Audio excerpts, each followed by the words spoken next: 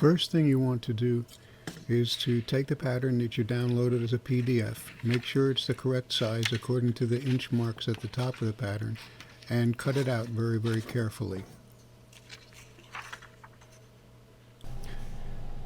You're going to need to have the mask pattern in your hand as we go through this video, because referencing the seam marks that are on it is important. Note that it has 4 marks: top seam, center seam, sides, and bottom seam. Also note that where the top seam and the center seam meet, there is a black line. That black line is very important, and I'll be referring to it later on in the video.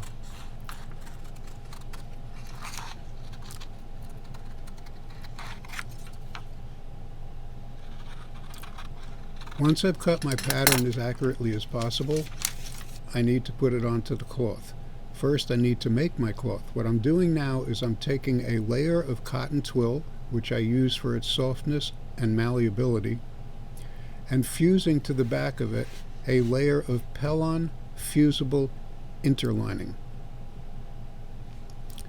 I'm doing it rather quickly. Bear in mind I have a very heavy and very hot iron. If you're doing it at home, you'll need to do it more slowly. You'll see it a little bit more clearly in this video, where I'm attaching the fusible interlining to the back of a patterned cloth. And again, it should be securely fused, so go as slowly as necessary to make sure that the glue is melting and sticking.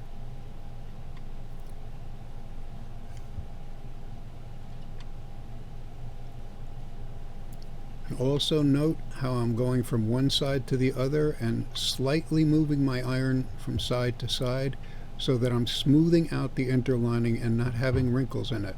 Now I'm going to take the 2 cloths, put them together, and fold them in half. This is something we do in a professional studio, which makes our cutting quicker. At home, if necessary, you can use scissors and cut them out one piece at a time. Now I'm taking the pattern, and for accuracy I'm going to staple it onto the cloths. Now that my pattern is in place, note that because I folded this cloth in half, I'm going to have opposite results. Once I finish cutting out the pattern, I'll lay the pieces out so that you can see what I mean, but you need a left side of the mask and a right side of the mask for the exterior, and the same left and right for the interior. Again, I'm cutting it the way we cut shirts. You could cut it one piece at a time with scissors.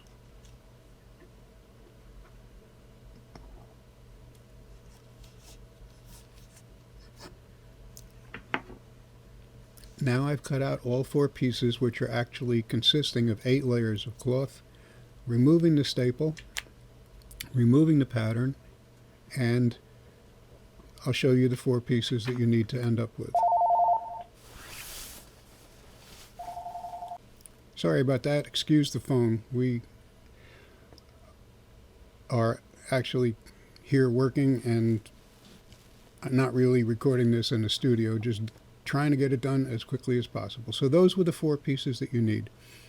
Now I'm back to the pressing table, and I'm going to take the side seams and turn in approximately 1/2 inch on the fused side on all 4 pieces, and again note they're opposite. You'll see when I finish doing all 4 pieces, I'll show you a quick picture of what they should look like when they're done.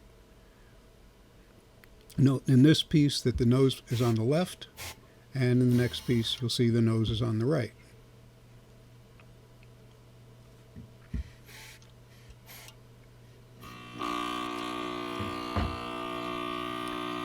And these are the 4 pieces that you should end up with.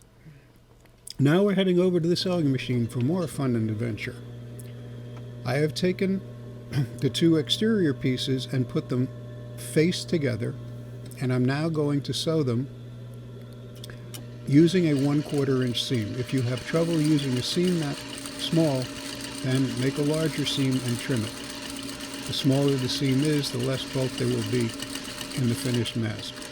This curve is what goes around the top of the nose. It is important that you sew that as accurately as possible. If you remember, I mentioned there's a black line where the top seam and the center seam join. You should make a small mark on your cut pieces because that is exactly where you should stop sewing the center seam. Now I'm doing the same thing with the interior piece of the mask. Again, using a 1/4 inch seam and being as accurate as possible all the way around, but especially when I get to that very sharp curved piece, which is actually the part that goes over the top of your nose.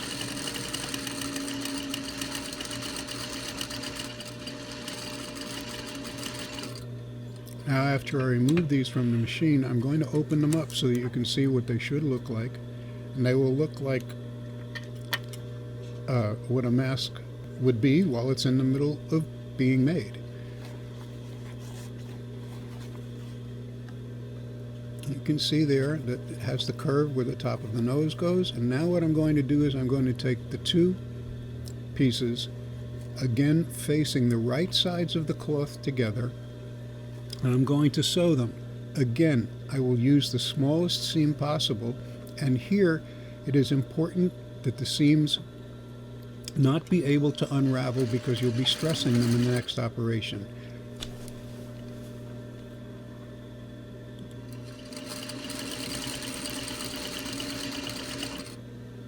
When you get up again near the top, where that very sharp curve is, be as accurate as possible, leave as little bulk as possible, and as you're sewing, stretch on the cloths to make sure that you're not leaving wrinkles or extra folds in there.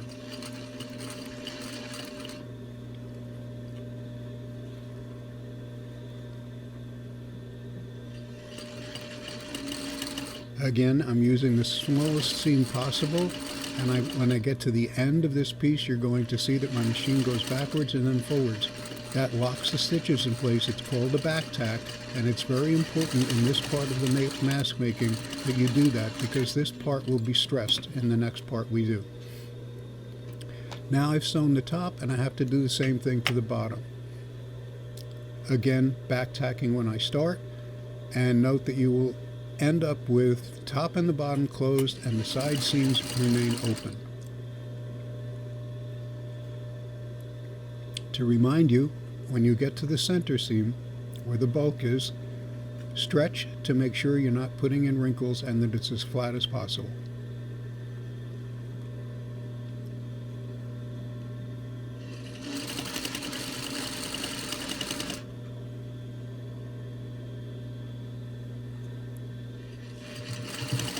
Last reminder, back tack the end of the seam for strength.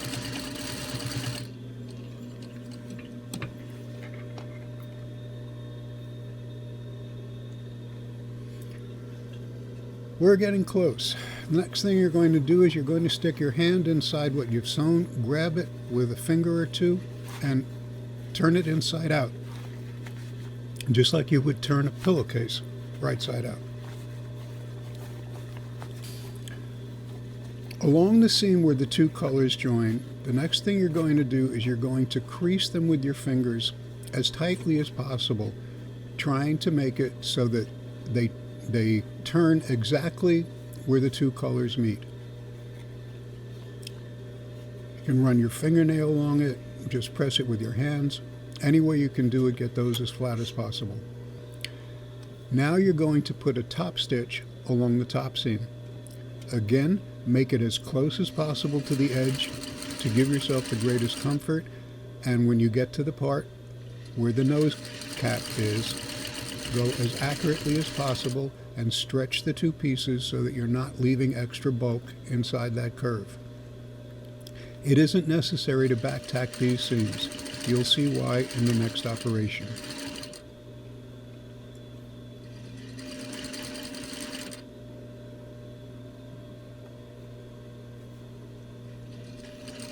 If you note the position of my hands, you can see that I'm pulling back against the sewing machine to make sure there are no wrinkles or extra bulk at that nose cap.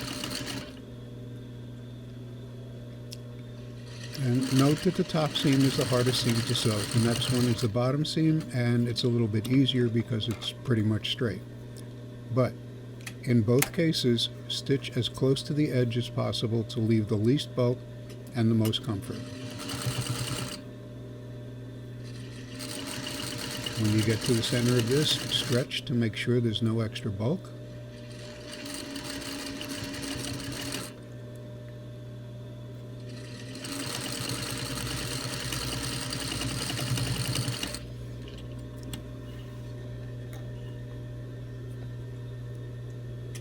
And with that, you have a mask. Only problem left is, how do you put it on your head? You need two 9-inch pieces of elastic. There's many other solutions. We happen to have a lot of elastic, so we're using it. Again, they're 9-inch pieces. I'm starting at the beginning on the side, back tacking as I go, and inserting the elastic in between the front and the back mask cloths. It's very important that you back tack here because that elastic is going to get a lot of stress. Now I'm going to make sure my elastic is not wrinkled and carefully stick it in the side seam between the two cloths on the opposite side of the mask.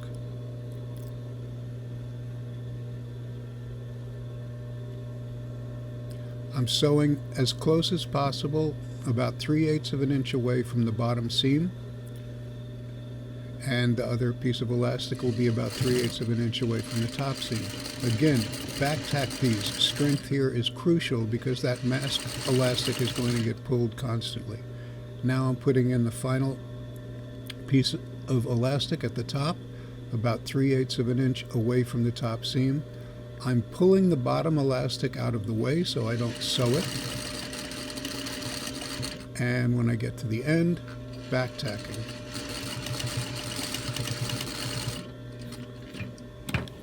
Taking the mask out of the machine and cutting it free. I'll lay it out for you so that you can see what it looks like. This is a finished mask, missing one very critical part. What makes a mask seal on your face is called the nose bridge. We happen to have some bendable collar stays here, and we use those. You could use pipe cleaners, paper clips, doesn't really matter as long as it's a malleable piece of metal. If you use paper clips, use a couple. Note that I'm putting some glue from a hot glue gun onto it, pressing very, very tightly, and then I'll let it dry for at least 10 minutes so that it's completely secure. Are there other ways to do this? Yes, you could sew it on by wrapping stitches around it. I'm putting an extra piece of glue on the ends because I don't want it to come loose. You pretty much got a mask, and this is how you put it on.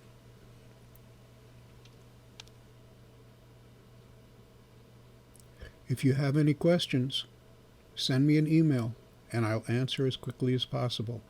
In case it's complicated, put in your phone number. Here's a very quick discussion of substitutions. Yes, we have a professional sewing factory and we have everything we need. You probably won't at home. So here's some suggestions. Instead of a nose bridge that we used, you could use a couple of pipe cleaners twisted together. If you don't have those, you could take a couple of paper clips and very carefully bend the ends around so that they're not sharp and use those.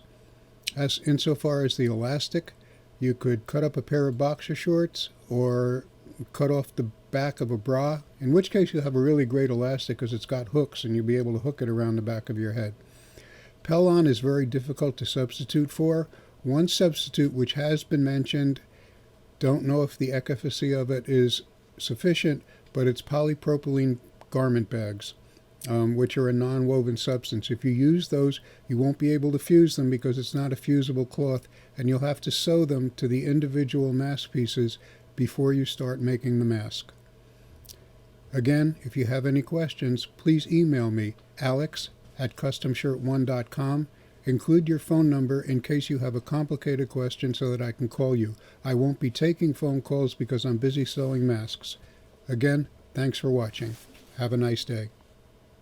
Yeah, one final thing. Be careful and be safe out there.